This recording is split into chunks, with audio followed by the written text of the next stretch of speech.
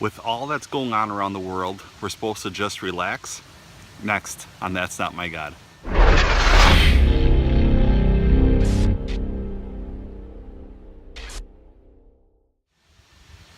Thanks for joining me for another That's Not My God. I'm sitting out here in Door County. So if you would go on Google Maps and look up Door County, Wisconsin, specifically Ellison Bay, you would find we're way up in the tip top of the thumb on the mitten of Lake Michigan, which is one of the Great Lakes here in the United States.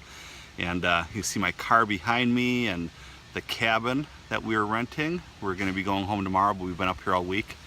But it got me thinking a little bit because my iWatch, my Apple Watch, has been going off like crazy because of all the news stories. Just today, one of the big news companies here in the United States, the president stepped down because of allegations, and man, for that matter, even in my own city of 6,500 people, bank president had to resign and is facing federal charges due to large embezzlement. And you know, you just start wondering, like, what is going on in the world around us? And we have the things going on in France. We have a lot of things stateside here with police officers and different minority groups, and just and the election, the presidential election. That's another big one. And you start wondering, God, what's going on here? And then let alone our own personal turmoil in our life. You know, kids, if that's applicable, marriage, if applicable, single life, if applicable, and just on it goes. Job, health, all these things. And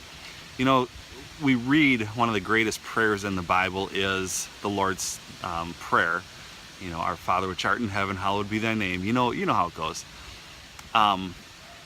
But one that stands out to me on how to live the life of a Christian, perhaps even pray, is Psalm 46:10, that simply says, "Be still and know that I am God."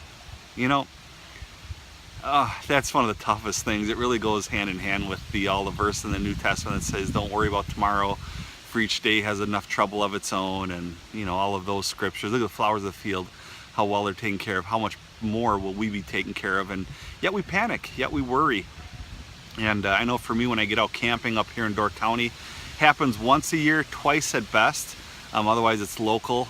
It just gives me time to clear my head, to relax and renew and get things in perspective again.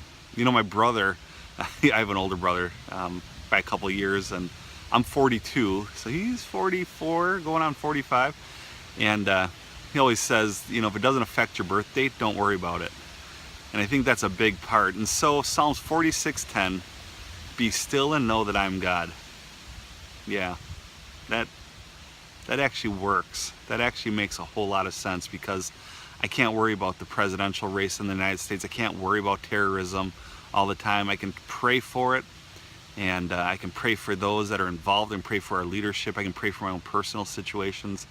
But be still and know that I'm God. He's not going anywhere. He never has.